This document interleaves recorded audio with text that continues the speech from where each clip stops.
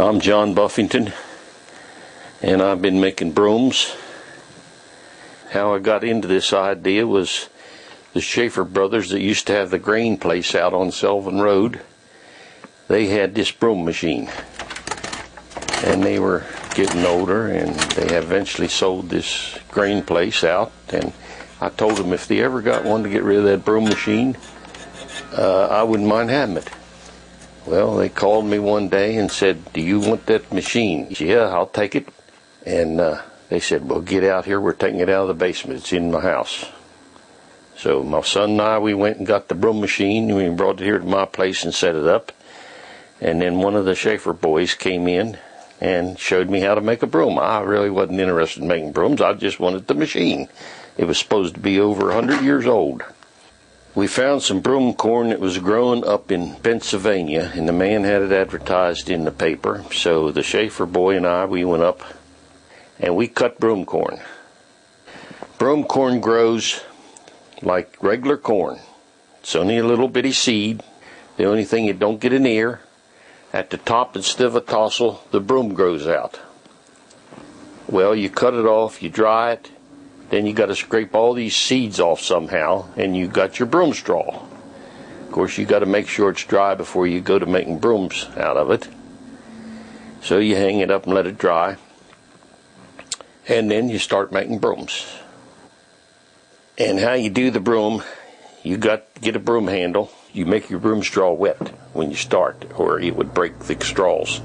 You got 4 little bundles like you take.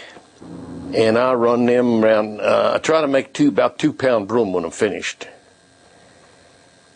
And I take these bundles, and these 4 bundles make like corners on this broom. Well, first of all, you put a nail or a wire, something through to keep your broom from turning on the handle. Then you take and put your wire through the hole on the end of the handle that you're going to wrap this broom with.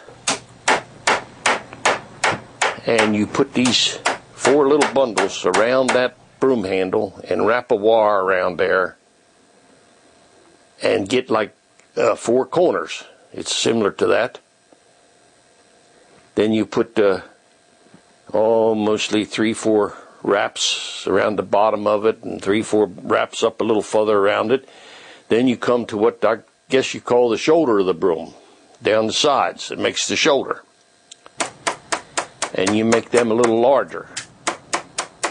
Then your little bundles are, I'd say 3 ounces to 1/4 pound. And then make your shoulders, take 2 bundles and get about 1/4 pound in each bundle. And you put it all in there. And you set that right on top of that nail that's sticking through. And you start wrapping the wire around that, 1 on each side.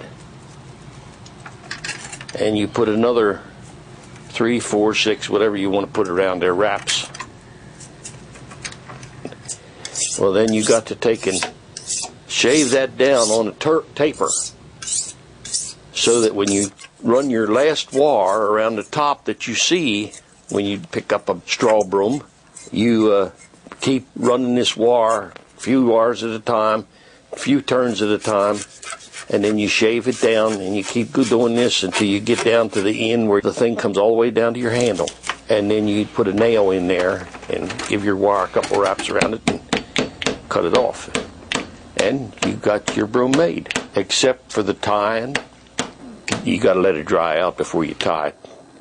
Or you should, because it makes it harder to tie. And what I use is old binder twine. Not old, but new binder twine that you can still get. I get it up in Pennsylvania, that they used to tie sheaves of wheat with. And that's what I use for twine to tie your broom. I put 4 strings around it, but it takes one about 6 foot long to go around there with about 2 wraps, and then sewing it back and forth, running this needle back and forth and sewing this thing fast. And then you got like a vise you put this thing in to squeeze it together while you're sewing it, and you end up with a broom first thing you know. Of course, you got to trim the end off a little bit, because the straws aren't the same all the way through maybe. So you trim the top off of it a little bit, the end of the broom, and I'd say that's it. straw brooms, people go and buy them things, and they bring them home, and they don't know how to use them. They let them set out in the wet. Straw broom will not take the wet. Straw broom should be set on the handle or hung up. Try to keep them dry, or they'll start looking like a sleigh runner. But they sweep wonderful, them old straw brooms.